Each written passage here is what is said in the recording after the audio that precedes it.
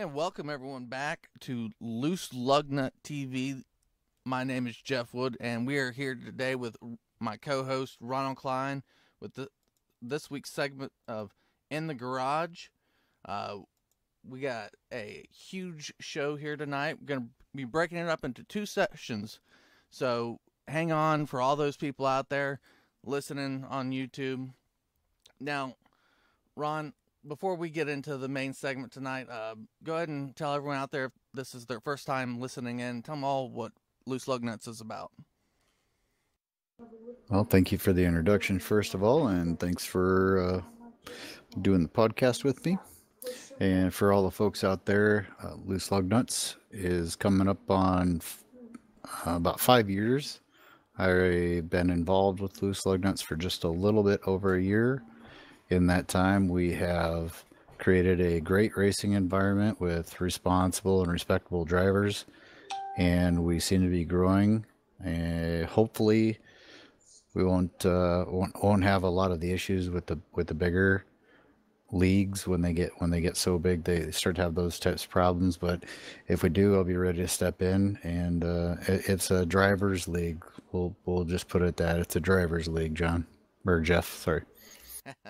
Yeah, just a quick word till we move on to our drivers here. I'm going to go ahead and show the upcoming winter season 2019 for the Loose Lugnuts racing schedule. And all three nights broadcasted. The first two nights are on ASN, and the third night on Sunday nights, MSTV, Max Speed TV. Huge schedule. Ton of room in there for drivers. Get in there, dig for a win, dig for points. We hope everyone has a chance to at least watch and participate in some way throughout the season and get down to the ever ending chase. But before we move on, one quick word, Ron. We got sponsored for Thursday night. Can you talk about that a bit? Yeah, we recently were notified, or I was recently notified by John that the Thursday Night Truck Series is going to be sponsored by PAD, People Against Distracted Driving. So that's a huge compliment coming from them. They are involved in a lot of great things. If you don't know anything about PAD, please go visit them at www.padd.org.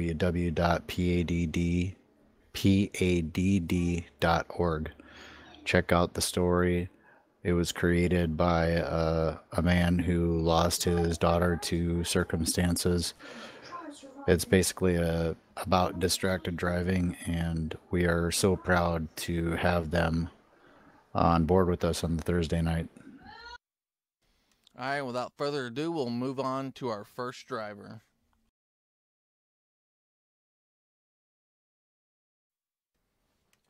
All right, talking first here tonight about the Xfinity, we have Mark Jackson. Welcome, Mark, to the podcast.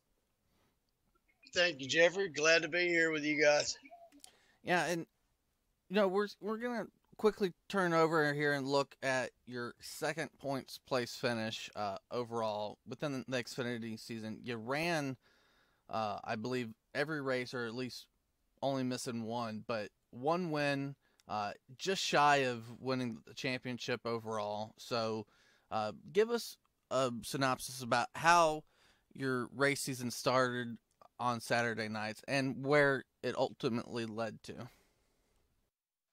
Well, at the beginning of the season,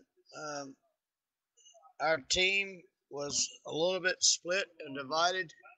And mainly, honestly, I thought our best chance to get into a chance to win at Homestead would be in the Truck Series. But as the season progressed in Lugnuts, we brought on Kevin Winter and Andrew Lutz and Devin Armstrong, which I can't thank those guys kind of helping coach me along during the season. We all had our ups and downs. And as it played out during the year, we seemed to have the better luck in the Xfinity car, which surprised me to a little bit. I mean, everyone has tracks that they excel at, and I had a few of them along the way myself. But to be top four there and be able to run for the championship in the first race, honestly, I surprised myself. It was a hard fight with the competition that was in Lugnuts. You got guys like Ronald, you got Mitchell Reeves, Bazell surprised me a hell of a lot. Um, William Hartman, always fast. Just a lot of respect for those guys, and we raced our butts off for a championship at the end there, and I was just glad to be a part of it. So we go to Homestead. You are in the final four. The race is out there on Max Speed TV for anybody that wants to go back and watch it. It was probably the race that that anybody in the top four could dream about. I would assume, because in the beginning of that race, uh, all all of the top four were mixed in with a couple of guys that were outside of the top four, just racing for pride at that point. Me being one of them. I went up there and challenged your teammate Devin for the lead early on.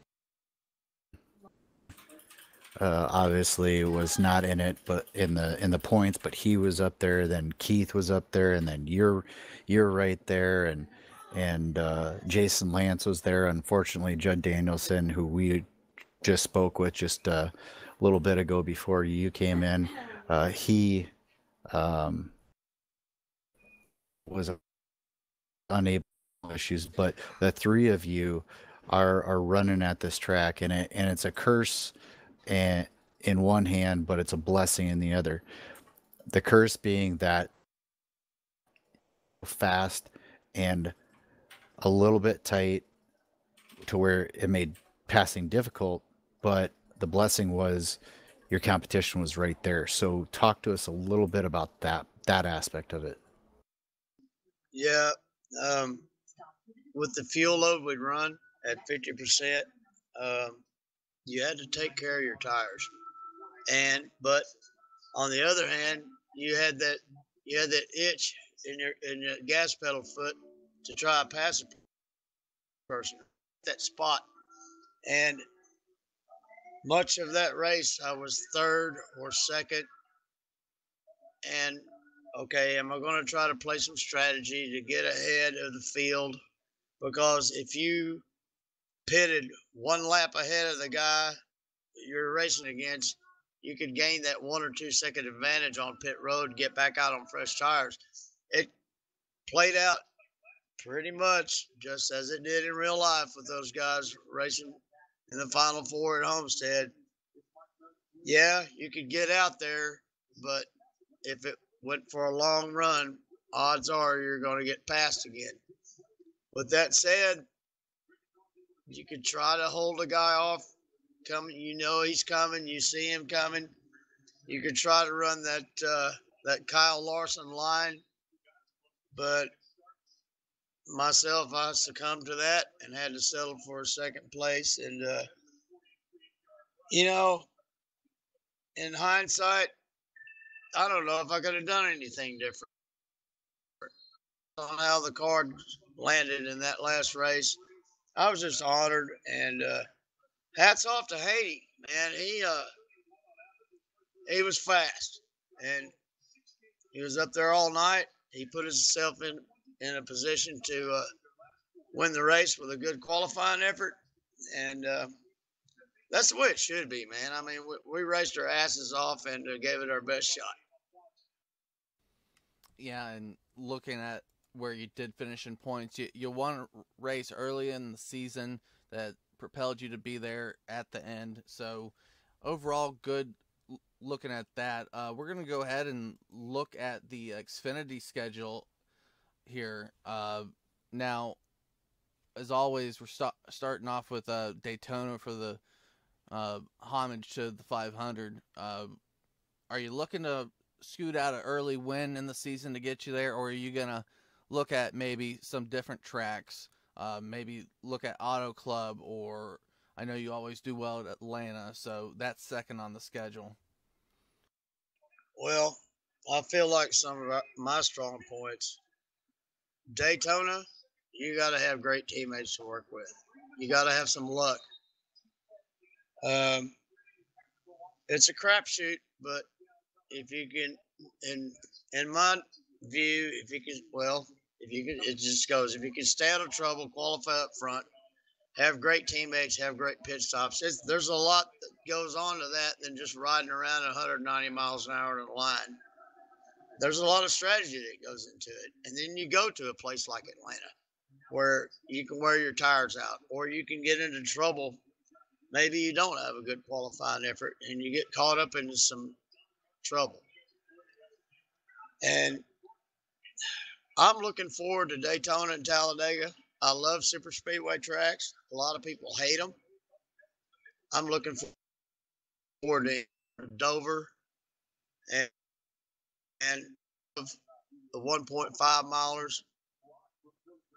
And Michigan and Auto Club are one of my favorites too, especially after the repave at Michigan. I like the way that place flows, just the flow of the race. So we're really looking forward to this year, this next season. Yeah, speaking the way you have, it looks like you want to grab a win early based on the schedule. We're going to be hitting Iowa and Martinsville, the last two tracks before the chase starts. So, are you counting yourself early on to get that chase win, or are you looking to grab maybe a short track win there at the end? Well, absolutely. We'd like to clock one off and put it in the bank. That way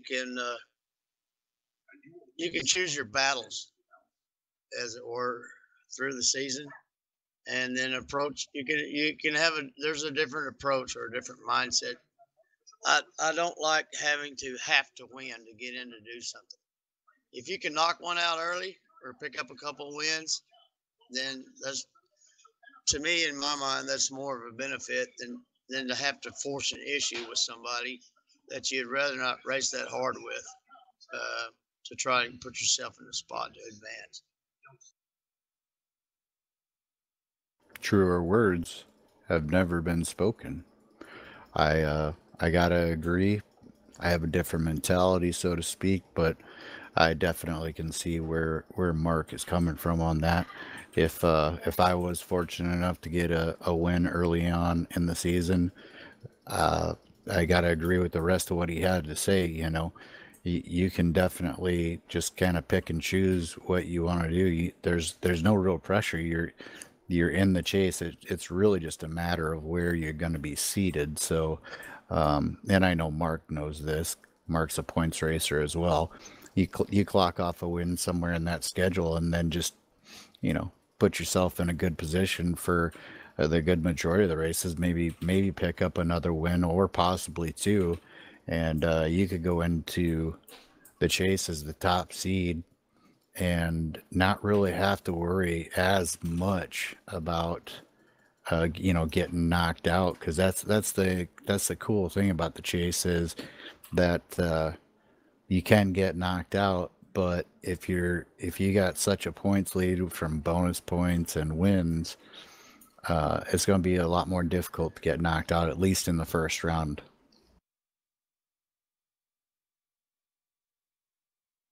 Yeah, and that's something Mark's gonna have to look forward to. But Mark, moving on to the 2019 season, you're gonna be wanting to race where you can. I get that, but looking at the Lugnuts schedule across the board, we got 3 series on 3 nights. Gonna want to stay locked in the top 15 for our special event races here. But what are you gonna focus on, or what would you like to focus on within Loose Lugnuts? Honestly, we're going to open up the Cup Series. We want to do well in that, and just missing out on the Xfinity this year we'd really like to bring home one for Over the Top Motorsports and Hedrick. I can't speak enough about what he's done for me to help me along and my teammates this year, Kevin and Andrew and Devin. With this group, I think we're going to focus on the top two series and run the trucks for fun. If we can find ourselves in that position to be able to run for a truck championship, so be it. But we're going to focus hard on the Cup side and the Xfinity side, and let the cards fall where they do. I mean, we're just going to go as hard as we can, pick and choose our battles, and hopefully have a good season for 2019. Yeah, Marcus, we'll wrap up this segment here with you this evening. Again, thank you for coming on and giving us some words and how your season went. It's always good to have you on here, your perspective on races and different things that go on within iRacing. But we got the dynamic weather change coming up. New builds are going to be on top with this season. It's going to make it a little bit difficult. There's a lot of new drivers. You're going to have more guys to run around, more competition. Give us a quick synopsis of what you foresee the drivers around you and what you want to do and maybe take from them with such incredible teammates already, and how you think that update is going to affect your racing. Oh man, I'm excited about it. We got a little bit of a taste of the with this last update for the dynamic weather and the way the track changes and the grip levels of the track. I mean, it can change dramatically from one lap to the other with the sunset coming in. If we run a little bit later race, I've seen the wind go from a 20-mile-an-hour headwind all the way down to 3 or 4 miles an hour, and that changes the lap time, drastically. A lot of that is going to come into play on the qualifying side of it. The level of talent in here is incredible already, and I just cannot wait to see where we can line up and stack up against this incredible group of drivers that are here already, and I suspect we're going to attract a few more as well. All right, Mark. Again, thank you for coming on this evening. We hope you have a great 2019 season. Thank you for talking to us about your 2018 season in the Xfinity car and within the trucks. Thank you, Jeff. As always, thank you, Ronald, for being an admin of this league over the last year. Looking forward to the next season, and Merry Christmas, everyone. Same to you, Mark. Appreciate it, and have a great night.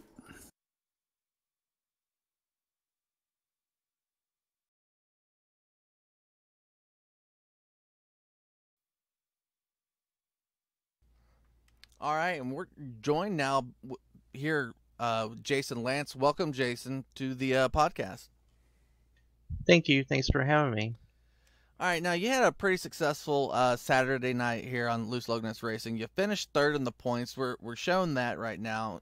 You ran the races you could, and I believe all of them, and you got a win there. So go ahead and talk to us about the beginning of your season and how you transitioned into the chase. Well, the beginning of the season, it seemed quite promising because I won the first race at Iowa, and I had some momentum going into the next few races, but I had a bunch of up and down points all throughout the rest of the season. Yeah, looking back, I've actually got the statistics up. It looks like you qualified 8th for the race at Iowa. Like you said, you came across the line, finished in the first place. You qualified 2nd at Chicagoland, finished 2nd. Then you must have had some sort of issue. I'm not sure if it was I can't remember if it was an internet issue that night or we went at to Indy. At Indianapolis. You ended up finishing 16th.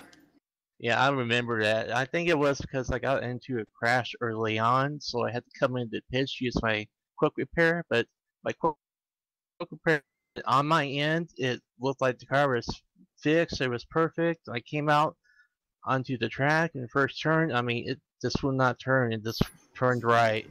So I said, this isn't right. So I looked at my replay, and I seen that after my fast, I only had 3 tires on the car, and my left front was sticking up through the hood. But in live view, as I was actually driving on the track, I wasn't seeing that. So I don't know if that's what really happened or if that was a graphical issue. Now, we unfortunately did see quite a few glitches throughout the season. You were definitely not the only one. In one of the other series, we had same situation or a similar situation where the person took a fast repair and the tires after he took the fast repair, the tires just popped up through the hood. So there were some definite looking past that, looking forward. You rebounded after that. Top 10 basically, except for Darlington, you ran 11th, but top 10 all the way through Auto Club. That got you into the chase, that got you locked into the chase. And then Kentucky and Homestead looked like they gave you a little bit of problems. Maybe you can talk to us about that. Yeah, I think I'm pretty decent or at the all the oval tracks except the road courses. Like I can fish. I think I'm a top 5 driver at every track, but that didn't play out this season. But the thing at Homestead was I just completely missed it. I mean, I run in air leagues, and I had won at Homestead before quite a few times, and I don't know what the heck was up. Well, and that could have possibly the patch that we Weather got, update, yeah. the weather update. I did notice throughout. I noticed I drove the car very differently than I ever have before. Like you, I actually have won at Homestead against some pretty stiff competition, but I was only able. Now I started questioning my equipment, and I started questioning myself. Yeah, but I guess that update really threw me off. But I guess in order to fix that, going into the next season, I'm going to have to run maybe a truck race in loose lug nuts because I know that you guys use like 50% wear on the fuel, and I'm not used to that anywhere else. Plus, we only have like 30 minutes of practice, so you don't have very much time to figure all that out in one go. So I think a lot of our guys that run with us, they actually run in like the cup cars or trucks or whatever, and so they're kind of familiar what the track's going to do. And that very well could possibly be it. Kind of translates over to like a Kyle Busch thing where Kyle Busch he used to run the trucks, then the Xfinity, and then the Cup car, and he was very successful doing that. So there could be some truth to what you're saying there. So looking at the final standings, as Jeff had mentioned earlier, you did come across and finish in the third position overall. Not horrible. I mean, I know everybody wants to win a championship, but uh, it, were you more disappointed or just happy that you were able to go into Miami as one of the final four and have a shot at the championship, and then ultimately finishing third? Yeah, I was pretty excited going to the Homestead because like I thought I knew the track, thought I was going to do well there. During the race, I started to get more discouraged because I was running back in 12th to 15th. Yeah, but I'm pretty happy with how I ended up finishing in the standings. It was a very competitive season. Yeah, and looking further ahead, we'll be coming back with Xfinity and trucks and the new series in the Cup car. We'll go ahead and just talk about the Xfinity schedule. Uh, how do you see yourself looking at the schedule from Daytona all the way down to Martinsville to end the normal season, and then with inside the chase, uh, track we've talked a lot about with other drivers is Darlington, with the next to last race of the season. I think I have a good shot next year to still make the chase because I've been doing this for a very long time, and I feel like I know know the tracks, but I just have to kind of figure out what the weather's doing. So I'm just like I'm saying, I might have to run some World Series to figure that stuff out. Yeah, and so are you going to go into the season looking for a quick Daytona win, or hoping for the quick Daytona win to get yourself locked into the chase, or do you want to run the consistency at a mile and a half or the shorter tracks? Well, those super speedways are always like a crapshoot, so I just always look forward to the mile and a halves and short tracks, especially Martinsville. So you're saying in your mind you want to circle Martinsville of I have to win a race. This is going to be the race I want to win. Yeah, I figure that it'll be the best shot I have at winning.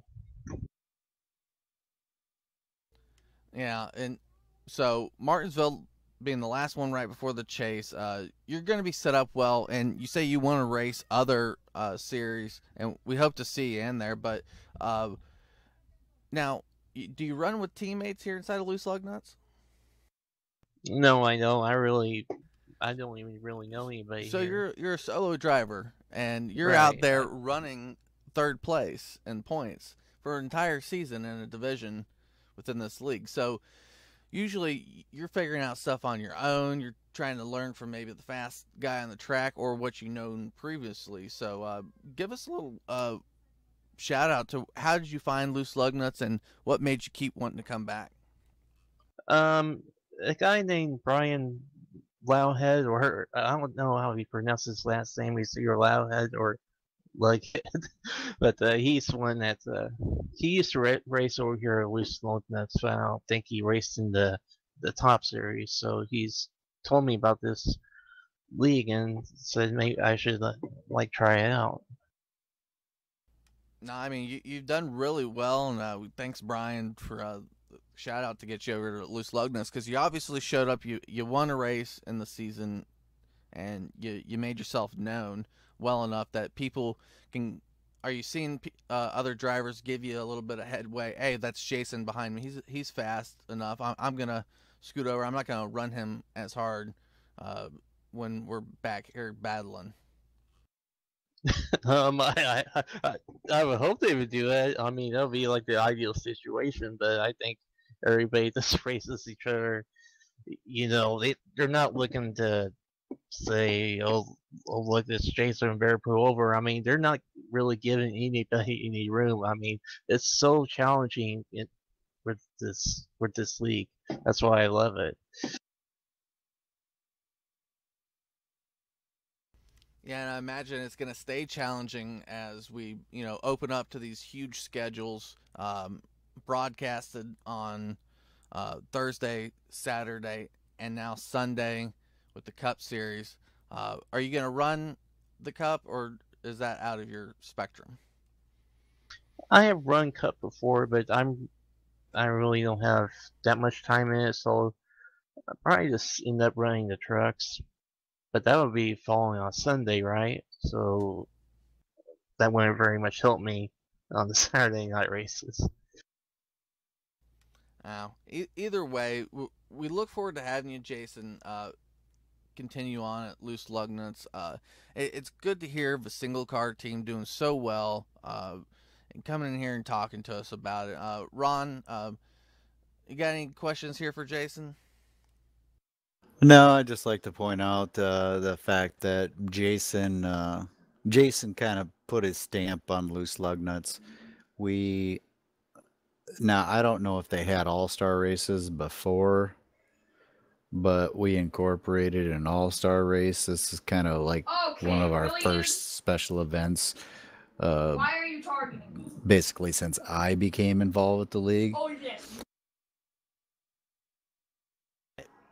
and we had the Open just like we do now, and then we had the main event. And Jason Lance, correct me if I'm wrong because I don't think I am, came from the Open. He may have even won. I don't think he won the Open. I think Mitchell Reeves won the Open, but I could be mistaken there. And came in to the All-Star race, the main event, and won the All-Star race. So that's how Jason started. That's what put him on my radar. He put his stamp on Loose Lugnuts that night. Yeah, do you remember anything about that race, Jason? Being a while back now, but you seemed to come in and you had to fight through an open room and then come into the main lobby with all the top 15 guys that are already established, and win the race nonetheless. An all-star race, maybe not for points, but making yourself known. I mean, there's no way I can ever forget that. I mean, that was such a fun night. I mean, that was even a accident on strategy. You know, I was coming in to put on 4 tires and then mistakenly put on 2. That's what got me out front, and that's what got me to win. So, in the I remember doing the interviews and stuff, and they said, "Hey, you have won um, the subscription money for iRacing." I said, I didn't even remember that, so that was another great bonus. And they're hard to come in between sometimes, and inside of Loose Lug Nuts and any other league really, where you have some tough racing, but when you grab wins and you grab special event wins, Ron can attest to it. It's just the special moments where you go, hey, I did something, and maybe I won't be able to do it again, but that was my win. And congrats on that, Jason. Winning an all-star race. These guys are gunning for first place and first place only on the special event rates. So taking away home for first place on the all-star weekend, it's pretty good in my book. And we're going to go ahead and wrap it up here with Jason this evening. Jason, again, thanks for joining us here on the podcast. Give us some quick shout outs to guys that maybe help you, or quick shout outs to anyone in general who you'd like to thank. This would be like 10 to 12 years back, but I first got my start in our 2003 with the league called SRC Racing, and then I ran with them for quite a while until they dissolved, and now I'm running like 2 or 3 nights a week over at Christian Racing. So I'd like to thank them as well. All right. Well, Jason, we hope to see you in 2019 across the board if you can. If not, you had a great 2018 season in Xfinity and another series. Congrats to that, and we'll talk to you next time. All right. Well, thank you for having me on, and I look forward to 2019. I think that season's going to be even better. Copy that. Thank you very much, sir, and have a great night. All right, guys. Merry Christmas and Happy New Year.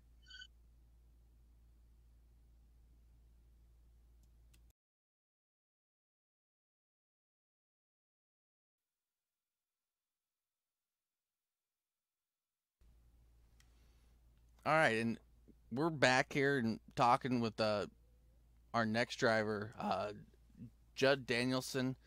Fourth place finish overall in the point scheme for the Xfinity season.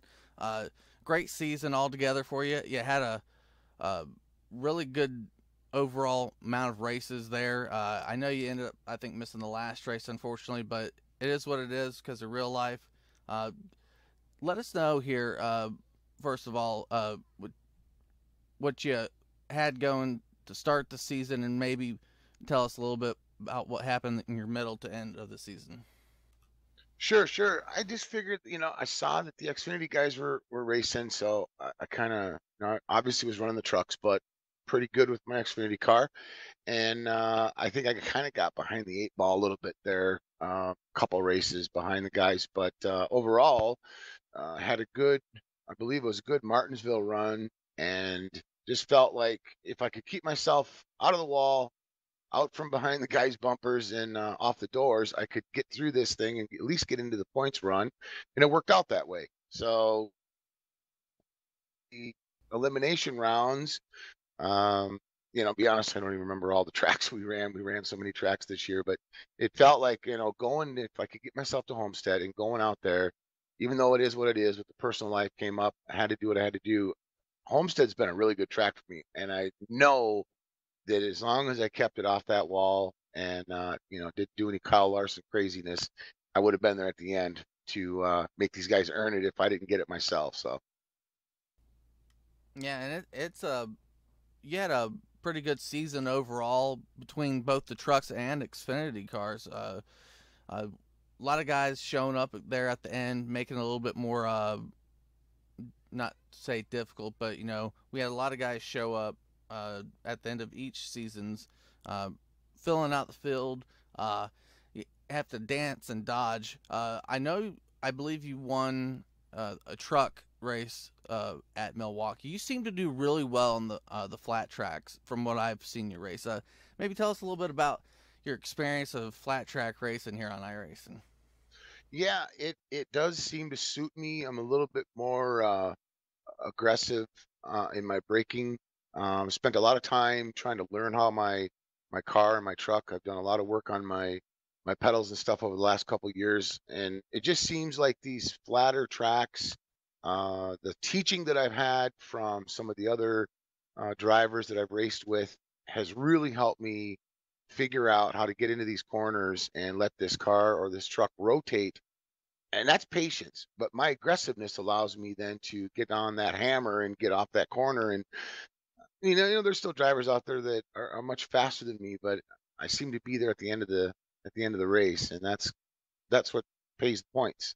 That's what gets you happiness from your sponsors and stuff. So, and Yeah, I your crew mean, chiefs are happy at the end of the day. your points was top notch there. I mean, sometimes you gotta run down a Kevin Winter and a Keith Haney and hope they don't win sometimes. But if you're not winning against those guys, you're trying to finish at least second, top five, and you did really well with that this season. Behind a lot of races, if you weren't up there, you were close enough to be in the perspective of a win. And what was your outside of maybe the truck Milwaukee race or whichever one it was you won? What was your best track you ran this season? Mm, and just for sake, Jeff, it was a strategy race, and I think that I kind of caught everybody off guard, and I just pitted, so there was no way I was going back in. They had to catch me, so I had a couple laps on my tires, but I didn't abuse them. So it really comes down to when you call it favorite tracks. I would say for me, it's probably California and Las Vegas. They seem to be the tracks that I have a good rhythm at. Um, the backstretch in California. And with Las Vegas, there again, we talk about this patience in the corner. A lot of these guys want to get back on the gas, and if they just wait just a tick a little bit longer, they can usually get off that corner without smacking the outside wall. And it just seems like I can save my tires, get my steering set correctly, and I get a few more laps out of it. That's what works for me. Speaking of Las Vegas, I do seem to recall you at the end of that race because you brought it up. Uh, you were right there, man. Through some weird glitches and Right. whatnot in iRacing, you and I ended up towards the front, and I took off the first time, and you were there, man. I looked in my mirror. You're right there, and you're absolutely right. That last, I don't know exactly how many laps it was, but that's exactly what I did. Aggressive in and waiting for that car to rotate, and knowing when I got back on the throttle, I didn't have to worry about it pushing up and smacking that wall. Yeah, you got to wait for it, and that's where a lot of the patience comes in. And I think a lot of these guys, the folks like Kevin Winter, the dude is just so good. To me, I see another alien coming out of Canada. These Canadians, I don't know what it is up there. I don't know what's in the water, but these guys are so fast, and it's just he came out of nowhere for me. And I raced some practice races with him and kind of work together a little bit, and then it just seemed like between the two of us, and then Keith is so fast. I don't know where he finds all this speed, but between you and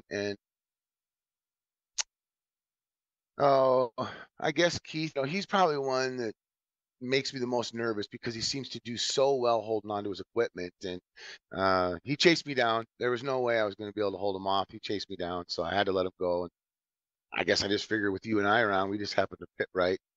We were the ones that were going to fight for the win. So Keith is definitely. I've spoken with Keith, and he is of the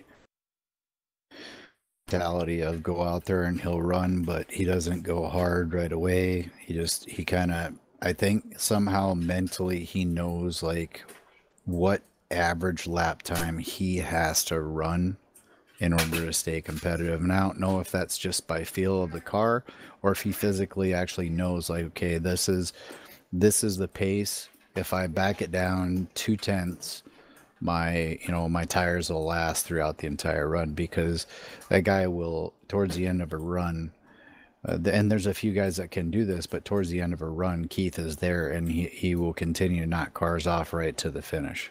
yeah, it's so true. And I've watched him do it race after race this year, and it just seems like like you say, he seems to know what he needs to do, and then to get it to the front and then hold on to it after that. I seem to be one that tends to maybe race a little bit more aggressive on the front end of it, and then hope that the tires are there for the last half of the fill up, get to the pits and try to get some more fuel. But I don't know, man, I'm learning. I'm figuring it out. I mean, excellent group of guys. I couldn't be more happy with the league this year.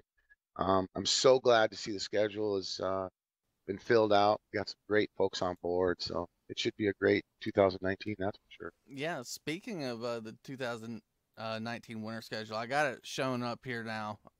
We start off with Daytona, end up more mile and a half, 2 miles with Auto Club, but a lot of mile and a half tracks in there. You get the All-Star break weekend and whatnot, but huge schedule, and you showdown with short tracks towards the end of the chase.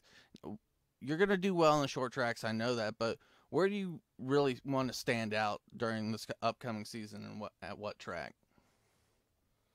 Well, I think the biggest thing I want to try to do is make these intermediates, though, the mile and a halves. I got to finish up front better. Uh, obviously Daytona would be fun to win, but that's roll the dice for that one. Practice the other night went really well. I kind of got an idea of what my car and my truck and so on is going to be willing to do. But I'm pretty good at qualifying. I just don't seem to understand what it's going to take for me to keep that car up front. I need to be in the top 5. There's going to be a lot more drivers this year. The positions are going to be so much harder to get. So with that being said, I'm thinking that I'm going to concentrate on Texas. Atlanta's not a very good track for me, so I'm going to have to throw that one and just try to finish. Texas, like I said, Las Vegas, California, Michigan is a fun track for me. Chicagoland's a fun track. So those are all tracks I can go to, and I know I can be fast. Can I just keep the tires under me and keep it out of the wall? So, it's interesting because I think you and I kind of share the same perspective when I look at the schedule. I'm the same way. Daytona, it's just a crapshoot. Atlanta, okay. Richmond, decent. Auto Club, good. Texas, decent. Bristol, good.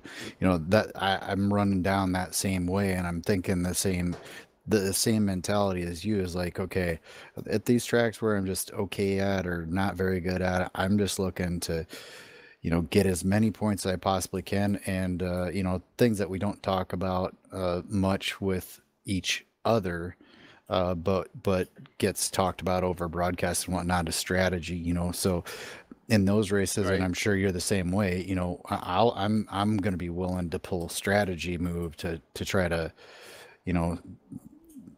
maybe not win, but just pull off a top 3 or a top 5. Try to get those points out of Yeah, it. just get the points where I'm looking at the schedule right now, and I'm really nervous now. I did not look at the chase, and I'm seeing Darlington in there, man. That's That's a a good track for you right there, Ron. that's an Love that interesting track. track to be the next to last race of the season, and a lot of Yeah. people are either going to do well or do poorly, in my opinion. But it's either way, it makes for some exciting racing.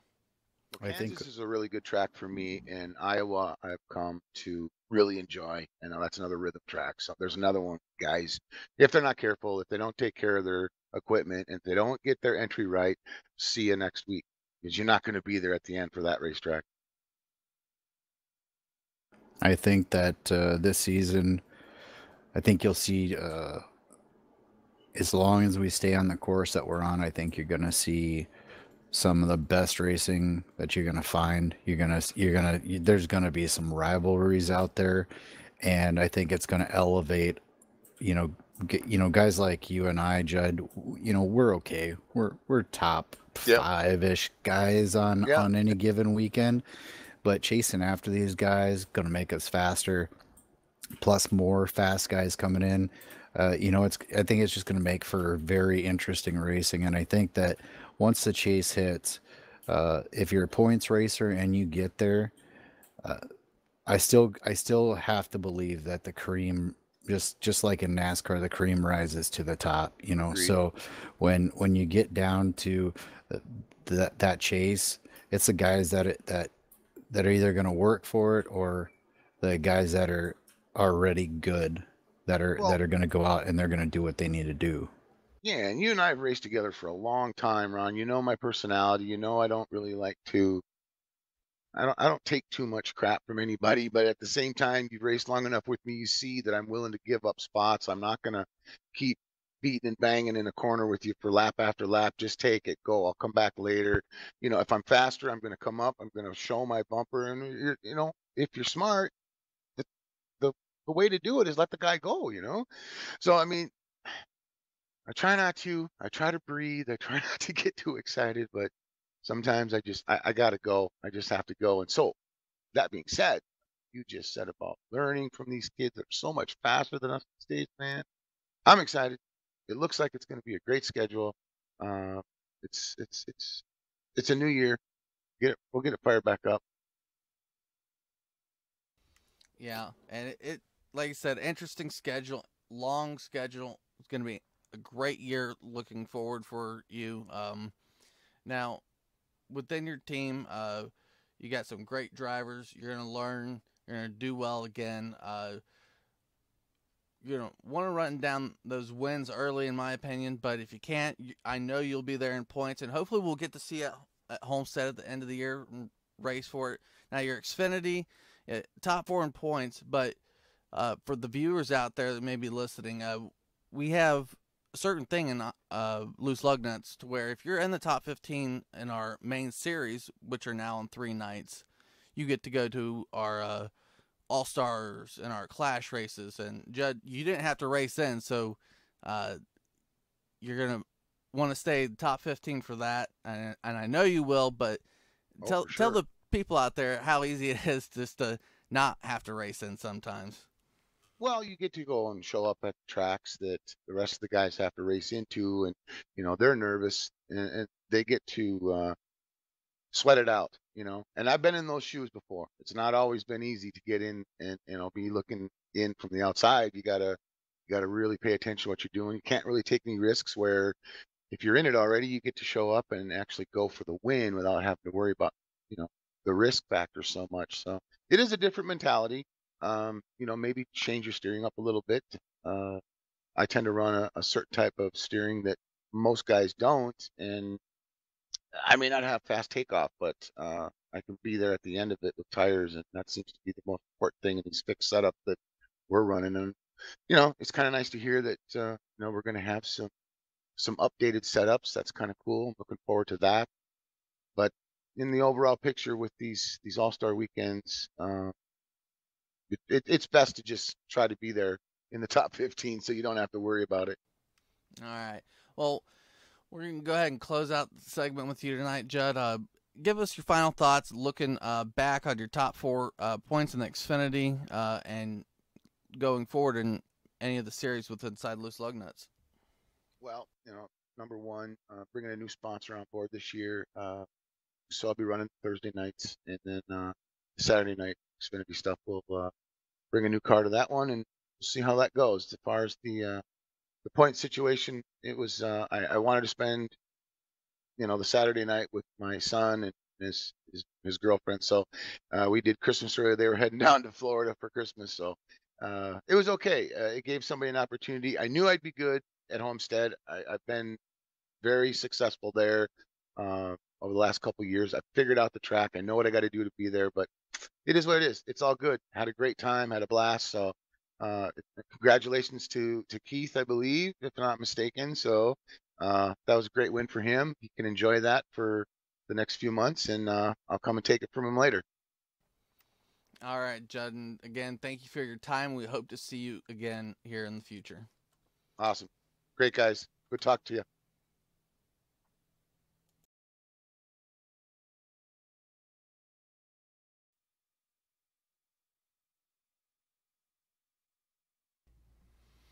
All right, and we're back here on Lugnuts TV talking to our next driver, Ray Richer, and welcome to the podcast, sir. Hey, good evening, Jeff. How are we doing, sir? All right. Now you had an interesting thing come up here in the Xfinity car. You finished ninth, and we're talking to the top 8, and we're like, "Where's Ray?" Oh yeah, he was the guy who went in with the top 9 and made top 9 a thing within the Xfinity. But just looking at your season in total, it may not show in our final 8-point standings here, but yeah, he had a heck of a run going. Unfortunately, you couldn't make the race there at the end as we got into the chase, but nonetheless, strong and consistent running Saturdays and on Thursdays also. So tell us how your season went to start, and maybe how you wanted to finish it up at Homestead. Well, one of the biggest things is you always try to find some guys that you enjoy running around with each week, and Loose Lugnuts is definitely one of them series where there's not really any arguing, any pushing, any shoveling. There's a lot of give and take, and these guys are a joy to be around, including yourselves. Even with the broadcast, I enjoy watching it and rewatching it afterwards. Now, as for the point standings that we had, I remember I was tied for 8th place. That's why I was 9th, and I do remember missing the last race. We had a family, excuse me, thing going on. So, family does come first. This is definitely enjoyable. As for the season as a whole, it's been an enjoyable season. I mean, I've been in a couple different leagues before, and Loose Lugnuts, again, top notch. It's very well ran. And as for my season, again, I enjoyed every minute of it. I'm just trying to give you some details, but unfortunately, I'm kind of actually I'm having listen right here, having a sip of coffee, trying to get the brain cells working. Well, let me help you refresh a little bit. You started out with us at Chicagoland. You qualified in the 5th position and you finished in the 5th position. Now, you might not remember back that far, or maybe you do, but that was one of your better finishes. And then it kind of seems like you were just kind of top 10-ish car, which did allow you to get to the top 9 in points, like you said. And I do also recall that there was a tie and we had not put anything in place to to say, okay, well, if there is the tie, this is the tiebreaker. We didn't announce that, even though NASCAR, we follow NASCAR rules. So that's what it would have been. It would have been whoever had the highest finish prior to that, or when, well, if you won, you were in. So, but regardless, so you make it in on points. You did well enough throughout the season to make it into that final top 9, and unfortunately, I believe you got knocked out at Auto Club because of that. But talk to us a little bit about just the season in general, how you felt you did, and what maybe what you're looking to change or do differently for the 2019 season. Well, I had part of a team actually called Savage Drive Motorsports. It was 6 of us. William Hartman, Kevin Fetty, Michael Donahue, Robert McFarland, myself, and Trey Galgan, and all of us kind of bounced off each other throughout the year, and it's very handy to have that type of team relationship. especially when it's a track that you really don't know. Or like there's been times where we'll practice a couple days beforehand, obviously, and try to mimic what the weather is possibly going to be, or at least try to make it as loose as possible, so we can get to a point where, okay, if the track tightens up that night, we might be a little bit faster, obviously, changing our line or realizing what's going on. Of course, with the new build with iRacing that they got, where the weather and the clouds actually affect everything. That was amazing. The one race we ran here not too long ago that actually changed everything at Homestead. So kudos to iRacing on that. As a whole, myself, I've again loose lug nuts. I joined about 7 races in the Xfinity race. I only made 7 this year, but again, a handful of top tens, which were 3 of them, and I got a top 5 out of 1, like you were saying, Chicagoland. I again, it was something I've learned and kind of went with, and when you take your time and think about what's going on and have consideration of others for the track, it does help a lot. I mean, there's times when you got to let somebody by, but there's also people that use their stuff up pretty quick. And basically, you just keep doing the same thing over and over every lap, and finally you get around them. And, that's when you get the advantage, and they got to go in the pit, and they get fresh tires and burn them up again. So it's a big learning experience every single time. And when you do that, it makes it more enjoyable. And again, keep the dents out of the car. Obviously, it helps out too. But Copy that. I know that Jeff's got some questions for you, specifically about the upcoming schedule in 2019. Not sure if you've seen it. It has been posted up on the Loose Lug Nuts Facebook page. We're going to be, as Jeff in his words, we're going to be paying homage to Daytona. We're going to kick off the series. How does that make you feel going into 2019, and what are you looking forward to in 2019? Well, I'm hoping that everybody comes back that we've had there, and the league starts to grow a little bit. Again, our teammates seem to be planning on kind of being there. I see we're kicking off the league on the 3rd of actually it'll be a week from Thursday next week, this coming week and a half from now, at Daytona themselves with the Thursday Night Truck Series, the TNT there. I kind of like the way you guys renamed that. That kind of works out pretty quick. So, or pretty good, excuse me. So, no, I'm looking forward to a good 2019, no question about it. Same team I've been with before, same sponsors at this point, which again we'll get to a little bit later. But I see it's a full schedule all the way ahead. I mean, it's Daytona, Atlanta. I mean, right on down through the line, and we're going to be ahead of obviously the actual NASCAR schedule, so that should be fun as well. So it won't leave too much time in the wintertime to be bored, but again, outstanding job. I Guys. appreciate that. We come up with the schedule because when real life starts to kick in, the snow starts to melt, people want to get outside, and we're gonna be broaching the bitter end there. We're pushing this all the way close to, well, it will be May by the time we finish our season off, and we know that people want to get outside and enjoy the weather, and people like myself and a few other guys in the league that race in real life, it's time for us to get our race cars ready and get out there and race. And so I appreciate that on the schedule. But yeah, that's why we're kicking off so early and trying to get a good long season. This is what we did last year. It turned out to be very well. So looking at that schedule you've got there,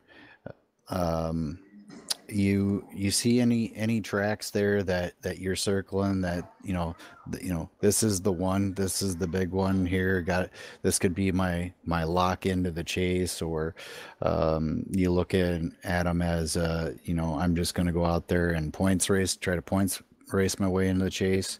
What's your mentality there? There's 2 that actually stick out in my mind, and both of them I happen to see there on the Truck Series as well. Let me see, Xfinity Series as well. I'm taking a look. No, obviously Truck Series. I'll explain that in a minute. But what I'm getting at is Vegas. Love Vegas. Very fast racetrack.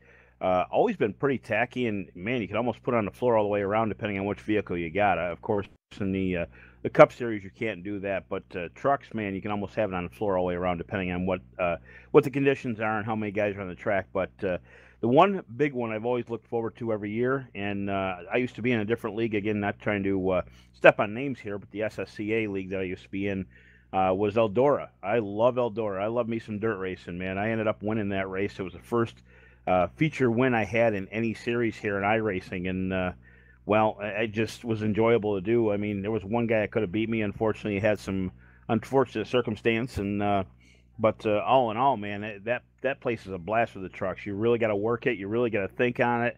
And I had a friend of mine a long time ago in real life that actually told me that asphalt racing is finesse and dirt is just guts out. Obviously, I'm trying to be clean here, but yeah, guts out, man. And I love dirt racing as a whole, plain and simple. In fact, not to keep harping on iRacing all that much, but I see they just come out with a Chili Bowl, and I downloaded that myself here about 2 days ago, and man, that place is just a blast to take and do with those little dirt midgets that they've got. I actually have not run a race there, but I've practiced with a bunch of cars, and people are still getting used to it yet. But again, you bring me some dirt, and I'll do my best at it, man, just to kick some booty on it.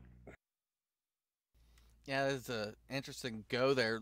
Now, looking at the overall schedule here we have in front of us, between the three divisions, you gonna be racing all divisions? What are you looking to race, and are you gonna try to stay consistent throughout the schedule of being there and running for that chase spot?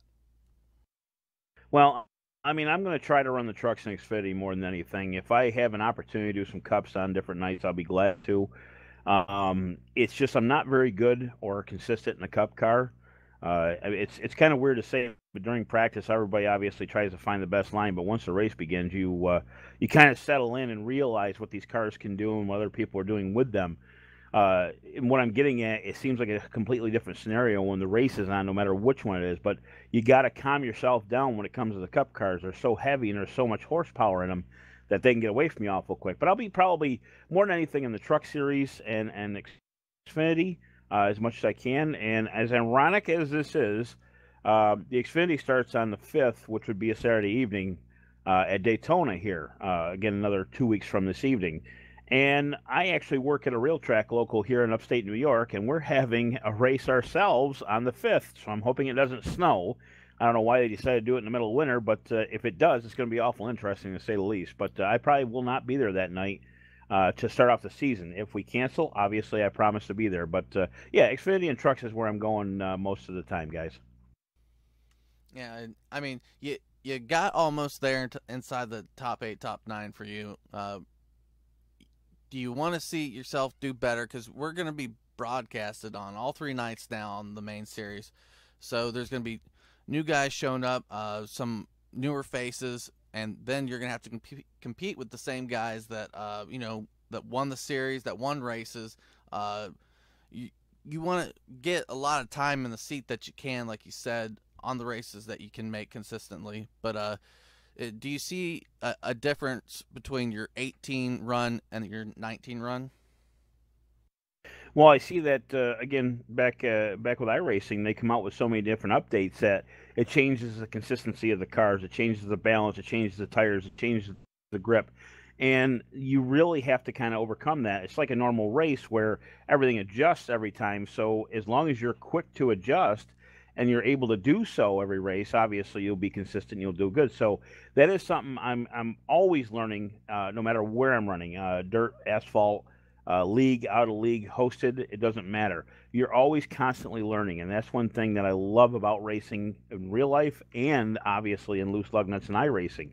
So yeah, I'm always looking to do better. There's no question about it. But if I have guys like yourselves on my side, to help me out as we do every week, and the team that we're in, again, same story, helping me out, I think I'll do just fine. But I'm always out to do better instead of just being consistent every time. So.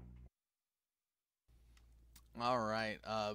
Now, go ahead and give us a little bit of shout out to your team there. You mentioned them earlier on, but tell us a little bit about Savage Motorsports. We're going to have the boss come in on the next segment himself and talk about it too. But can you give us a little bit of heads up to your teammates and what y'all plan to do as a team inside of Loose Lug Nuts? Absolutely. Again, Robert McFarland, I believe, is who you're talking about. I see he's in the green room right now waiting to be interviewed. He is a phenomenal man. He lives in Raleigh, North Carolina. He actually started a division called Domino's TYJ Racing about, 3 years ago when I first got involved. We were sponsored by Domino's Pizza. Did a great job running the series. And as for like a not necessarily a team leader, but kind of keeping us all together as a team, he's very supportive, very there for everybody. Kevin, oh my goodness. Kevin Fetty, though, another guy that's with us. He another East Coast guy. He's every week consistent with us as well, helping us out, figure out lines. Very good personalities on all the gentlemen.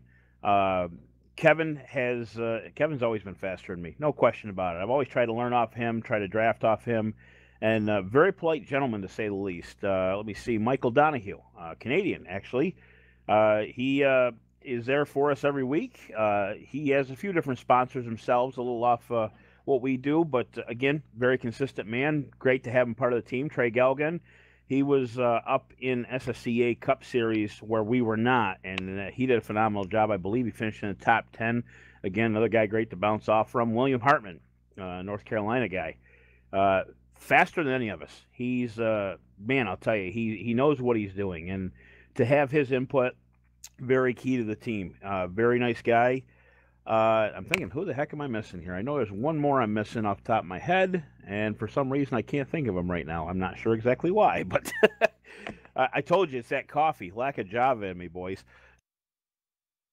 Well, as we move forward and talk, as we've been talking to Ray Richard here, I hope everyone out there is really taking notice to the amount of knowledge that Ray is putting down there. He's talked about tires and dynamic weather and the wear and tear and weight and power, and these are things that we as iRacers, even though it's a simulator, it's a simulator. It is designed to emulate the real thing. So iRacing is doing the best that they can, and these are just some of the things that we get to deal with on a daily basis, or not daily, but on a every night that we race. And there's other things that, even though we run what's called a fixed setup, and maybe Rich or Ray can jump in and help with that part of it here in a moment, even though I do know I always like to pick Ray's brain. We run a fixed setup, and that allows the driver to basically just 3 or 4 adjustments, that being steering. There's a couple connected to that, and then brake bias. So trying to keep up with weather changes, track changes from day to night really throws the drivers for a loop, and without the knowledge, you really are kind of lost, and that's where I was a year or so ago. But now hopefully, given you that little bit of time, you might have come up with that name that you're missing, Ray, and then maybe you touch real quick on fixed versus open setups, just very briefly. Yeah, absolutely. I'll make it quick here. There was one name I completely forgot. I feel embarrassed because actually he's the one that suggested us to come join you guys, Judd Danielson. What can I say about Judd? Very high, energetic gentleman, knows what he's doing out there, always top 5 most every week. And just if he's out, most of the time it's a victim of circumstance. Just a phenomenal guy. Now, as for you were saying about the cars, I'll make it quick as possible.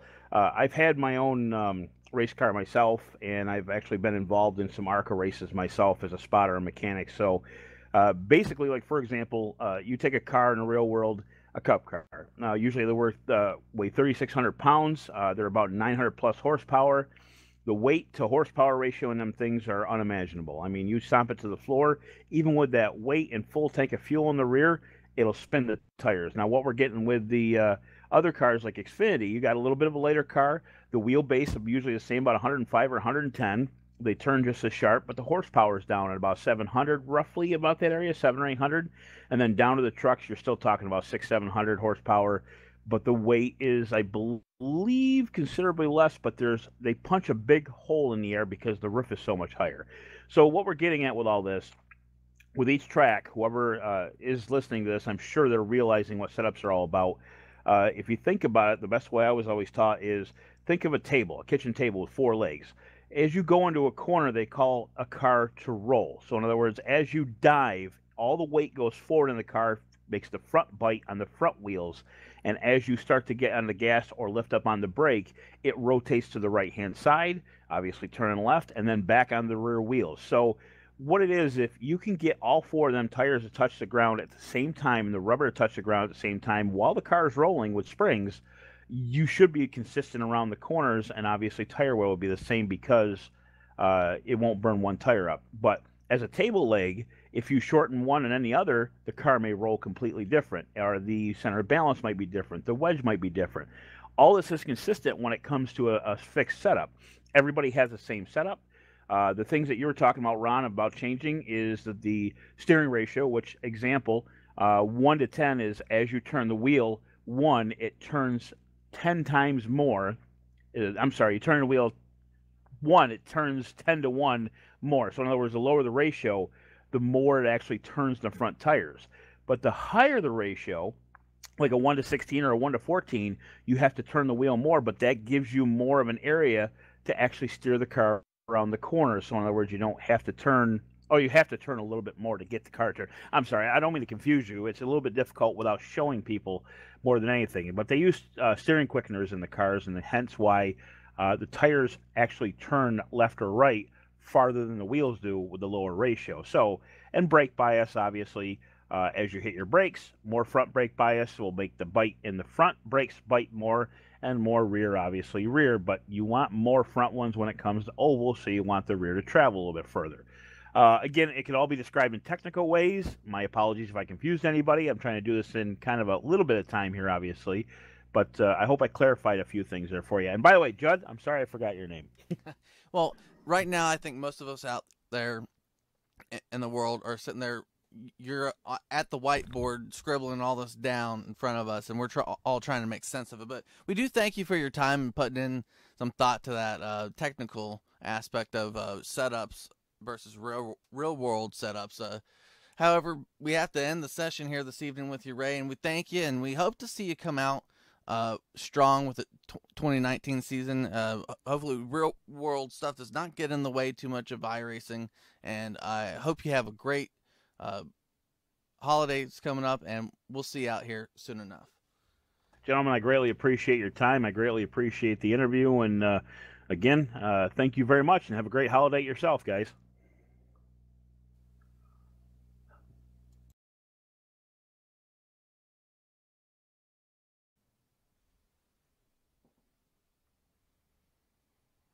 All right, switching things up here and reverse rolling it here. We're going to be talking with Ronald Klein about his TNT Thursday night finishes within the points. But on the opposite end of the mic here for this interview is Ray Richer. Yeah, good evening, Jeff. Again, actually, I'm still here from the previous time, and we've got Ron Klein here to be interviewed. And Ron, well, a little bit of role reversal here. You ended up asking me a few questions. I think it's my time, and well, to be honest with you, it's the first year with Loose Lugnuts myself, and I'm assuming that you've been around for a while. You want to give us a little background on that? Sure thing. Been with Loose Lugnuts now for just a little over a year. Not exactly sure. It's been just over a year. Now, you've been involved in all three series at this point, and obviously you've had a pretty decent 2018. I know you've won a few of them yourself. In fact, you've done a great job admitting as well. We've had some little loose ends that we've tied up during a few of them, and but nonetheless, I think you've been a great job at that. On the admitting end of things, as you're driving, I know it can be kind of difficult, but give us a little bit of insight of what admitting means to you. I mean, you're pretty fair on your calls. What do you think of doing both sides of the spectrum? I try to be as fair as possible. We've got a set of, and we have a set of rules. And Loose Lugnuts, that's basically been standard for as long as I've been in Loose Lugnuts. It's just been a matter of enforcement and showing respect to the drivers, and hopefully in return the drivers respecting me. We don't play any favoritism. We just go out and we try to have the best races that we can. I think this year has proven to be very successful in that. Of course, with any type of racing, you're going to have a little bit of contact with people, and there's going to be some rivalries, and we did see that this year, but it was an outstanding year, so to speak, from the driver and admin aspect of it. You got to be a little bit quick on your toes. If somebody needs something or something's going on, you have to make a judgment call. And the nice part about Loose Lugnuts is we have a group of guys that race together that are very honest, very professional. So sometimes when something comes up, if I cannot make the call, I either have another admin in the room and admin in the tower, or if the admin in the tower is not there and the other admin can't help me, I'll ask the room. And generally speaking, the room will help me out with that. So it's a unique situation, but it's not as bad as I thought it was going to be. Yeah, and with all that, Ron, you still managed to do everything there and have a chance to run for the points championship. Now, you did finish second in the trucks, and you tried to get there on Saturday evenings, but trucks, you did exceptionally well. You won a race there. You made yourself in contention. Now, give us a little bit a look at how your season went. I thought I had a pretty good season. Actually, I would have liked to had another win, but the competition level in this league is becoming to be to the point where you really are going to have to pick and choose. Maybe not pick and choose, but you kind of have to circle that one or two places that you go in, and you can't make any mistakes. You make a mistake, and you're not going to have a chance. I mean, this year in the truck series, I had one win, and that was plate track. That was our Talladega. Sorry, it was our Talladega race, which I did not expect to win. I would never count on winning that one, but the competition level has gone up so much that it's just shocking, to be completely honest. Tracks that you go to that you think, okay, that's one, and for me, Auto Club was one that I had circled with the trucks, and Derek Gluchaki just had a little bit more than I did. I don't remember how far back. I wasn't far back from him, but he just had it. He had a better line. He had it figured out a little better than I did. Now, Ron, with all that being said, I'm actually looking at a few of your stats right here. I see that in the Xfinity Series there, you finished second on the last two races that we had from Kentucky to Homestead, and you've been consistent most of the season. Obviously, the highest or lowest you ever finished was 15th at Auto Club Speedway. I'm going to ask you the same question you had me. Did you actually have, or do you have a particular track that you enjoy running at, and you can be consistent overall? I actually enjoy most of the tracks. Some of the shorter tracks, some of them give me a little bit more trouble than I would like. I did, being kind of new to this.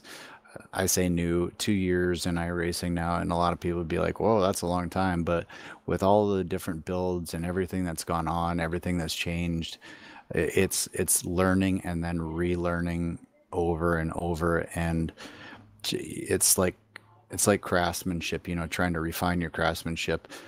So you learn it, and then something changes, and then you learn it again, and something changes, and then you get faster guys. You start running against faster guys. You get more people, more faster guys, and before you were a top 3 guy, and now you're 5th to 8th or whatever, and you got to figure out where to find that speed. So you got to go digging in, and fortunately there's teammates that you can rely on sometimes, or just friends that'll give you a little tip here or there. And towards the end of the season, we really found some stuff that I actually thought I had a really good chance at winning the championship in the truck series, as well as the Xfinity series, to be honest with you. But I disconnected. We had a lightning storm, knocked power out at Auto Club, and that actually knocked me out of the chase. So unfortunately, didn't get it done in either series. But I had a heck of a good time doing it, chasing those guys, learning things, and really looking forward to 2019. as you say that, that's one thing I will say. I've thought about that about iRacing is the changes on it are actually a good thing, because if you had the same guys with the same issues and the same exact setups and the same track every time, you'd have the same winners every time. So it makes the whole thing interesting as a whole. But Ron, yourself, again, anything looking forward to or anything changing, let's put it that way, in the Loose Lugnut series for 2019 that all of listeners out there should know? The big changes that are happening this year are we're adding another series. We're going with the Cup Series. That we've been talking about that for quite some time, and I think that that will add another aspect to it. And we've also got 3 series that will be broadcasted on major networks. We're going to have, as we spoke before on this broadcast already, we're going to have American Sim Network broadcasting us in the trucks on Thursdays and Saturdays. And then we're going to have Max Speed TV broadcasting our Cup Series on Sunday nights. So those are the major changes. Everything else is pretty much the same. Well, nope, I take that back. We are going to have custom setups. So instead of running a 50% on a fixed setup, we're going to have custom setups that will balance the car, much like the Las Vegas race, the Clash of the Champions 3. So if you enjoyed that race, you should definitely check us out next season, because it's going to get crazy. Yeah, and as we look here to end on this segment, you got all 3 series up. You know you're going to be there as much as you can, Ron. You the guy to go to right now inside the league. So outside of Daytona, I know you want to win, but you don't need to win. You mentioned Auto Club as one of the top tracks on the 3. Name something that maybe is a little bit promiscuous that you could run well at. Looking at the schedule, I may not be the fastest guy, I may not win, but I can probably challenge for the win or threaten somebody. If I make it into the chase, Darlington is the one that I circle. Everywhere else, I'm okay at, or I'm decent at. The road course would be a place where it could potentially hurt me. I do not do the greatest, but I've been working on those. But if I look at if I look at just the chase in general, I like those tracks. I like those tracks a lot. So if somehow if I can either pull off a win or make it in on points, I feel very confident that we're gonna have a really good chase season. All right, and we'll go ahead and wrap it up here. Any final shout outs you want to give Ron and seeing from 2018 to 2019? Just a shout out to John Hedrick for Loose Lug Nuts. Thanks for believing in me, John. Didn't want the job, kind of refused the job, but he gave it to me anyways. Thanks for putting your faith in me, and thanks to everybody at Loose Lug Nuts. Thanks to the drivers. We've said it before, and I'll say it again. The drivers are what makes this league. Without you guys, we couldn't do what we were doing. We couldn't have grown. We wouldn't be broadcasted 3 nights a week. We're bringing on sponsors. That's all due to the drivers, and I just can't say enough about the league and the drivers. Big shout out to all my teammates. It's going to be a great year. Garrett Potts, Jim Brown or James Brown, Anthony Poston, and we're working with a couple other guys too. But it's going to be fun no matter what. It don't matter win, lose, or draw. This is going to be just an absolutely awesome season. So I can't wait. I'm looking forward to it. And lastly, I got to thank you, Jeff, for doing the podcast. This is also bringing more traction to Loose Lug Nuts. I know it may not seem like it now, but getting all this kind of information out there is going to be beneficial to Loose Lug Nuts and the fans as well. All right, and we'll be going ahead and moving on to our next driver.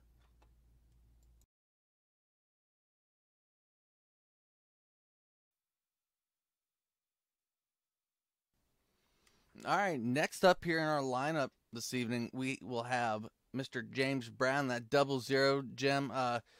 You had a great season in the trucks.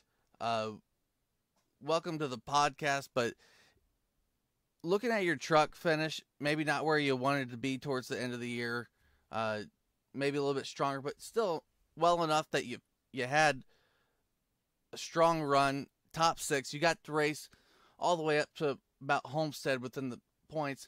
Let us know how well of a season you had and where maybe you would have loved to finish, but still finished anyways.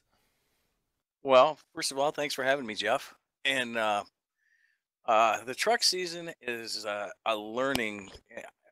Basically, I'm learning in that series, and I owe a lot to my team, my teammates. And uh, as far as having expectations on my finishes, I just wanted to finish races, and I learned from my teammates, and as we have gone on, and I've felt myself becoming better and better, but still have no high expectations. I just want to keep learning and learning, and Ron Klein is our team captain, and I cannot imagine having a better teacher than Ron. Well, I appreciate that, Jim. I really do. It's been a pleasure having Mr. Brown on the team, as well as Mr. Potts and Mr. Poston. Talk to us about just kind of the general overview of the season here this season, Jim. Your highs and your lows. I'm sure you can probably relate to some of that. I mean, I've got the stuff up in front of me, and it looks like Iowa was your best finish of the year. You finished third there, but the following week at Watkins Glen, you qualified second and finished fifth. So maybe talk to us a little bit about those two races. Well, for one, to talk about the latter, I love road racing. I I get on them road courses and I can spend hours and hours and hours on them. I really enjoy road racing. As far as Iowa went, that was I do remember that was a joy. But I started off kind of slow there, and Ron kept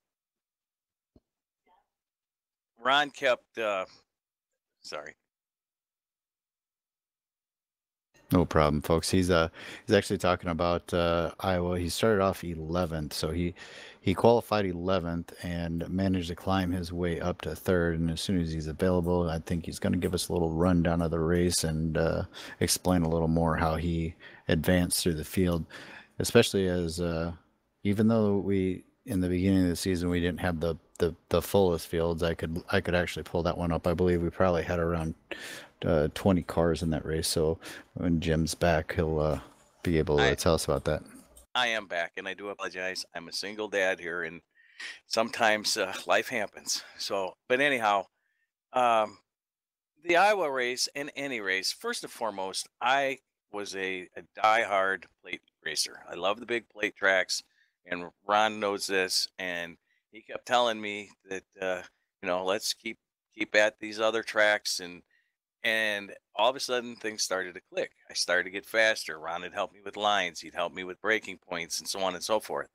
And it just seemed like everything all started to come together at Iowa as far as everything coming together at once. And the whole time I would have Ron in my ear, and he's an outstanding coach because he doesn't let me overdrive, and he'll pull the reins in when they need to be pulled in. And I am just having a blast racing with these guys and the other teammates, Garrett, and they're just a pure joy to be around. So that was Iowa. Watkins Glen, obviously not the finish that you really wanted, qualifying second and finishing fifth. I'm not sure if you recall maybe what would have taken you out of a higher position there. But moving forwad from there, you kind of averaged around, it looks like around the 10th position until we went on to to the chase. Started off the chase. walked away with a 14th place finish at Auto Club. Now that probably really would have hurt you. Somehow it managed to still sneak in to the top 8 moving forward. Yeah, that was one of my tracks that have become to like, and I think I just got caught up in some early trouble, and no, I didn't get the finish I wanted. And but again, we have some very good competition in this series. Yeah, these drivers are um, a way above average, and I'm learning. Well, I'll put it that way. Yeah, and you mentioned learning. I'm going to go ahead and look at our next season on the trucks. Like most drivers we've talked to this evening, I always say we're starting at Daytona. Good luck. Now pick out where you think you want to do your best, and let us know where you see the 00, maybe parking it in the winner's circle. Daytona, I'm going to win that one, and I will be right there at the finish. I know sometimes it's just a roll of the dice, but I do. I'm very anxious for that race. And as far as I am shooting for a top 5 at the season's end, and I just want to be consistent. That's not something we've actually heard a lot of, Jeff, from many of these racers. Is just being consistent. Now we did hear it from Judd, but it's kind of it sounds like there's a similar mentality. I think maybe Loose Lugnuts is making that transition to a points league, and it's kind of interesting because before, it did. A lot of the drivers didn't seem to have that mentality. Now, I'm not going to say that none of them did, but I would say a majority of them did not. Do you find that interesting? I'd actually like to ask both of you that question. Yeah, it's a good way to look at a long season. Anytime any league out there post up a long season, and even with a chase, uh, yeah, you're wanting that win, and you're going to strive for that win from race to race. But if you're not the best on that night, or you're having a struggle that night, you want a consistent lap. You want a consistent uh, pit box time, pit out. You want all that consistency to work in your favor, because the consistency, the word right now, will move from race to race if you're not winning them all, and that will put in points, and that will get you in the chase. And when you're consistent year round, even in the chase, it pays out, even if you do have a 14th place finish at Auto Club. That is very true. Well, my next question is how do you feel about the end of the schedule? I'm not sure if you've actually seen it, Jim, but in the trucks we are going to be hitting the two races right prior to the chase. We go to Eldora, then Martinsville.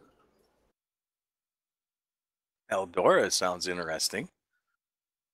Do you have a lot of time on the dirt? Maybe not in the truck, but street stock dirt that you've done well. Yeah, I do enjoy the dirt. As far as a lot of experience, no, I do race there. I've got wins in the street stock, and yeah, I do enjoy the dirt. I don't know how the trucks handle there. I've got on and tested a few times at Eldora, and haven't been very happy with my testing results. However, that's when we first were available to go on dirt.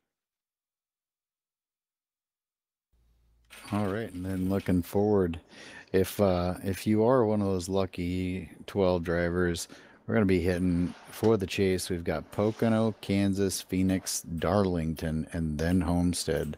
How do you feel about those tracks going into the chase? I am very confident about those tracks because my team captain is very good at those tracks, and can offer a lot of input and insight into each one of those. Sorry, I actually have to push the button and laugh a little bit to. I appreciate the compliment, but that was a great answer. All right. Uh, Now, like I said, you had a great year within the trucks and possibly the Xfinity. But looking at your trucks, we're going to be going live on ASN every Thursday for the trucks for the foreseeable racing future. So Kevin went and won the season. Had a great season within the trucks. A lot of guys also there. Ronald, Brian, Mark Jackson was also in there. Garrett, we talked to him previously. So tons of guys. And we got, with going live on ASN in the future on trucks, you're going to have a lot more new competition to work around and work with. So do you see a problem, or not maybe a problem, but maybe you have to do the word consistency a little bit better going forward in the trucks? Yeah, I believe you have to be more consistent, but I have you talk about Kevin out there and Mark Jackson. I love to get behind those guys because then I can start. And it is to me, it's all about learning. When I'm out there, I'm a sponge. I'm trying to learn from the fast guys, and I want to race up there with them. I want to try to run in their lines, hit their breaking points, and so on and so forth. And when they're out there, I'm not even at this point. In all honesty, I'm not trying to pass them. I want to learn from them guys. And someday I'm just going to come out of a corner and be faster. And it's like, okay, I'm going to start passing these guys. But for right now, I really enjoy racing with them because there's a lot to be learned. Now, there is one thing that before we get ready to wrap this all up, I know there Jeff's got a couple more questions for you, and then we're gonna wrap this. But I seem to recall you telling me a story about Homestead, and you don't have to name the driver, but I would like you, because of what you said about the competition and about absorbing the knowledge and everything else, I would like you to tell that story if you don't mind. I don't mind at all. And it was a driver who's one of our best drivers and top drivers in anything he drives. And we raced probably 10 or 15 laps or more hard side by side underneath him, just, and he told me that's the hardest he's ever raced for 14th position. And but most generally, in the beginning of the season, he'd have come up behind me, I'd have pulled over, I let him go by, and at this point I felt I was ready to start racing him, and we did. We raced like we were racing for first place. And I'm happy to say he took him almost 20 laps to get around me, and that kind of made my day. So great finish to Homestead in that respect. Obviously, maybe not the finish that you would have wanted, but a great finish nonetheless because of the racing that you were able to have. And at that point, you were obviously out of the points, and just kind of a sums up your year. Where you you talked about how you started the year. You talked about how you're getting better, and now you're racing with some of the top guys, and this is for 14th position. What does that say about the league itself, that you guys were in 14th position racing that hard? Well, it's back to what I had said earlier. The competition over here is it's very competitive, and I really like racing over here. There's a lot of give and take, and starting to learn the drivers, and I give the respect to drivers, and now I'm getting some of that respect back, and just really enjoy being over here. Yeah, it's been a steady climb. The amount of cars, getting to know drivers is a little bit different than maybe racing with them in real life, because on iRacing you just have to anticipate and sometimes even talk to the drivers before and after races about why'd you do this here. So it's a whole different aspect to iRacing. But wrapping it up here this evening, we're gonna go ahead and show the whole winter season, all three divisions. What are you going to be racing here with the 00 throughout the season, and what do you look forward to maybe in the different sense of from 2018 to 2019? Well, I'm going to race every one of them that I can. All 3 series. I do like the Camaro in the big series, but there's, I think the competition is going to be even tougher. So I just really enjoy all 3 series, and I'm going to race every one of them as much as I can. All right, Jim. Congrats on your 6th place points finish within the Thursday Night Truck Series. Hope to see you up front more, racing for that first place, racing for points victory. Good luck in the 2019 season. Well, thank you, Jeff, and thank you for having me. And thanks to Loose Lugnut League and Team Exile. Thank you, guys. Appreciate it, Jim.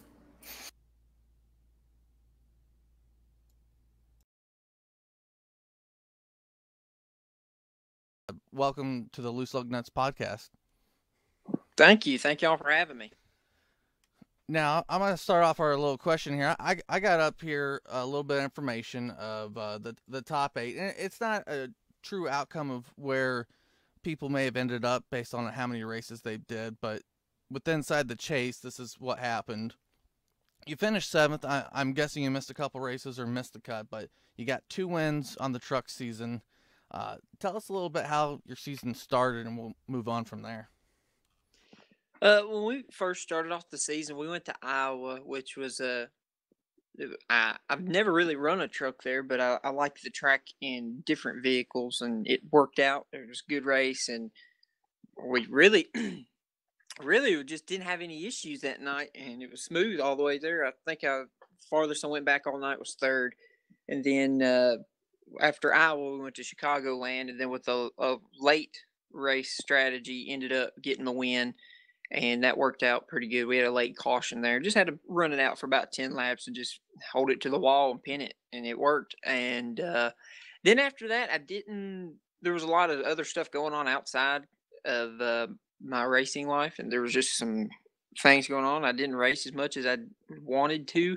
I was only racing on those Thursday nights, and I don't think I was really prepared to run for a championship. And then by the time the chases got there, that gap was already set, and I had to perform very, very well. And then in both first chase races, did not have very good finishes at all. I think at Auto Club I finished in the anywhere from I think it was top 15, but I think it was barely. I think I got a 14th, and then after Kentucky, I wasn't running as fast as I would hoped for.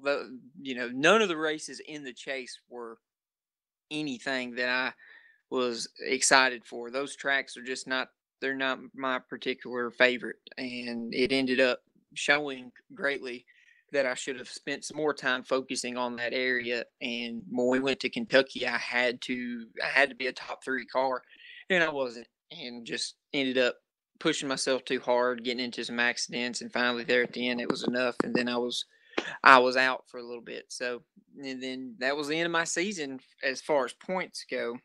I didn't run Homestead after that. Just, I guess I gave up on it. So I actually have the statistics of the races that Garrett participated in here in front of me, and he's not wrong. He came out of the gate quick. So he went to Iowa, qualified first, won the race. Went to Chicagoland, qualified second, won the race. Went to Indianapolis, qualified on the pole, finished 4th. Went to New Hampshire, qualified 9th, but finished 3rd. And then you see that kind of the trail off with the 12th place finish, 15th, 20th, and then 14th at Kentucky, which is, like you said, kind of took him out of the whole show there. So a very impressive first part of the season. Not so great the second part of the season, and it sounded like some personal things in your life, which we won't get into, but beginning part of the season, since you were so successful. I just at the start of the season, we had been racing on other things, and it was what I had figured out what I needed to do and was really making a lot of speed, but uh those tracks just really fit me. Chicagoland's always been a good one for me. Iowa was kind of a toss up, and it ended up landed where I wanted to. I thought there were some tracks throughout the year I should have had some better finishes at, like New Hampshire. I think I got a third there. I wish that would have been a little bit better, but there was just some caliber of drivers there. Anything short track usually seems to fit me, and I wish I would have capitalized more on those chances that I had there. Now, saying that, you still had a great season. Finished seventh, seventh on the points. So it's not a bad season. But looking forward, we're now showing the winter season for the trucks. We're going to be broadcasted on Thursday. Thursday, you said, was your best day to probably race on iRacing, barring outside circumstances. But we started at Daytona, maybe not the friendliest track, but going forward from there, Atlanta, now we're down to Richmond, where you say you could possibly do well. Yes, I've always done pretty well at Richmond.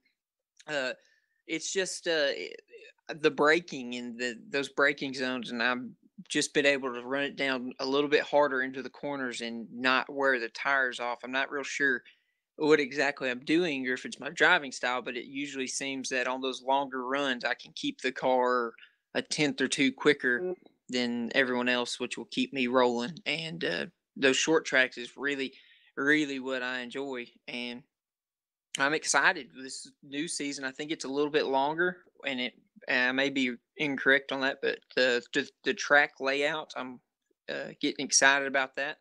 So, when we start going to these cookie cutter tracks per se, such as like Atlanta and Charlotte, I'm not bad there.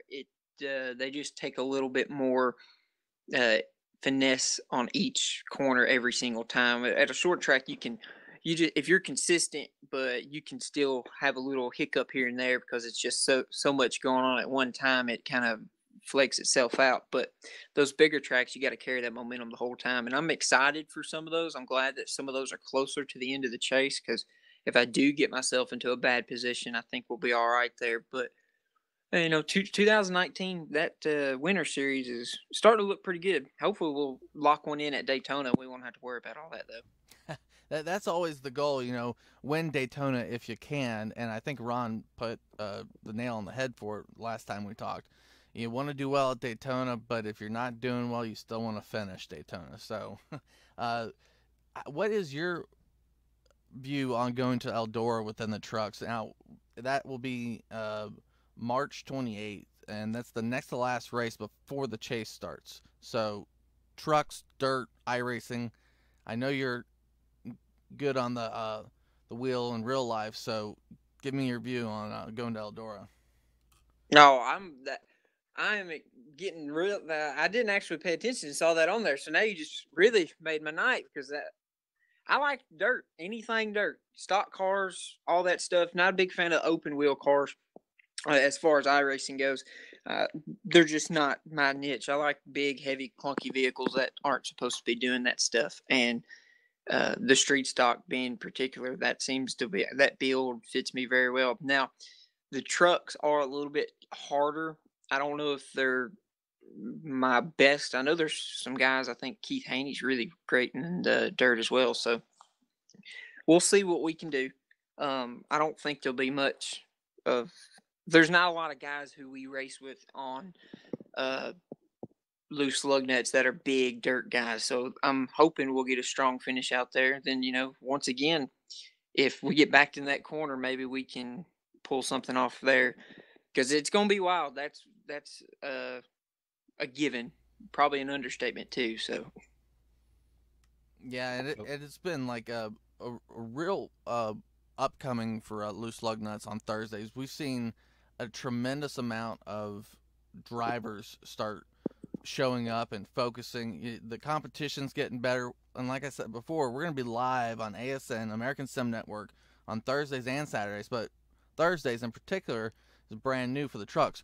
You're going to have more people wanting to show up and run well for those segments. So it's going to be different. You're going to have new competition, old competition, and you're going to have to go straight through it. But anything in particular about, looking at this past season, how you may have started and finished, and to what you can apply going forward for the 19 winter season? Yeah, definitely.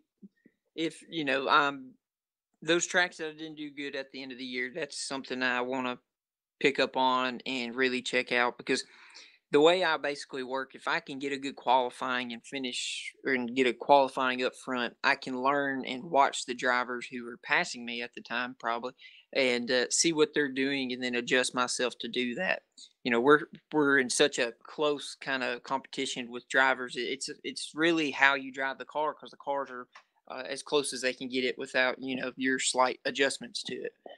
And during the off season, I think me and Ronald have been talking about this. We're going to be trying some different things and trying to find a little bit more speed, and because that's all you need. If you find a little bit, it goes a long way. So we can seriously make up a lot of time. But yeah, I think 2019, the biggest thing for me is I know what tracks I'm usually good on. I know the tracks I'm usually bad on, and those tracks that I'm bad on, I need to run more laps and just log more time and see what what I can do to adjust that. Now, as you said, you happened to miss the Homestead race, and Jeff was our broadcaster for that race. And Jeff can tell you all about this, but when you say just a little bit of speed, if anybody could have found just a little bit of speed at Homestead, a little bit more than what they had, Jeff, what do you think about that? Considering what did we have, 4 or 5 cars under a blanket for 20, 30 laps at a time? Yeah, it was.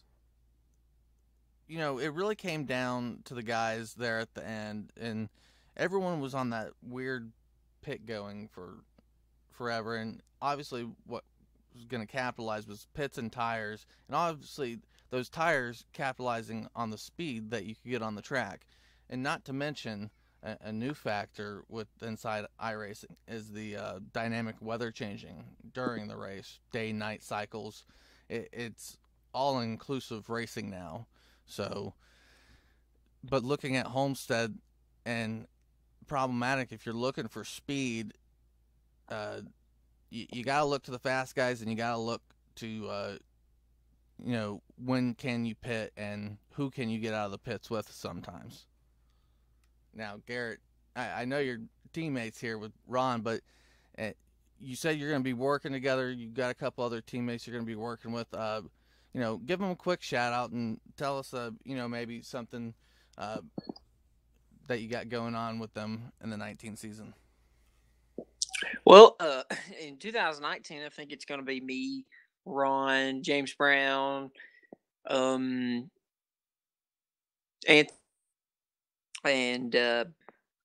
my brother does race occasionally, and he usually runs with us when he can. But other than that, that's just the only guys we got right now. We kind of keep it kind of we're in the iRacing aspect of it. I think we got a pretty big team of guys that usually come on. I think, if I'm correct, I think some nights Mitchell may run with us and keep to keep things rolling. But in 2019, off of the simulator, I think me and Ronald's going to have a lot going on. I know that I'm trying to set myself up right now during this off season that way that I can handle that, and we can hopefully. One thing, just want to get one win in the real race car, and then I will feel a lot better about myself, and I think a lot of things will fall into place after that. Yeah, that's a lot of people don't know out there. Ron, Garrett, involved in real racing, real life people. So they got a full plate of schedule outside of iRacing. And not only that, it's not only y'all. There's tons of guys that race. Mitch races drag cars. So people have to balance their schedule. And speaking of that long schedule again, you just got to show up for some races and do your best sometimes. And I think that's what we saw from Garrett. during the season for the trucks was when he did show up, and he showed up well. So congrats on that, Garrett. We're going to go ahead and wrap it up here with you tonight. Any final thoughts and shout outs you want to give about the 2018 season? Yeah, I just want to say thank you to the Over the Top Paints, John Hendrick, and all he does to keep Loose Lugnuts rolling. Thank you to Ronald for being an awesome admin. He kept everything good. I don't think we had hardly any issues all year. It was just, it flowed like it should, like water. So it was great. I'd like to thank you for doing all this and getting it out there. That way people can keep up, see what's going on here at Loose Lugnuts, because we're growing very quickly, and that's a very great thing. It means a lot of new competition and a lot of good people out there to race with. So, 2018 was fun. I think we'll have a great time in 2019. I think we'll have some new builds, some new changes, and people will adjust to it just like we did this year. And I'm excited. We're looking forward to it. All right, Garrett. And again, final thanks for coming out here tonight, giving us a good talk, getting to know you a little bit more. Now, people out there finished 7th in the points. Going forward, he looks to do much better, and we'll see him next time.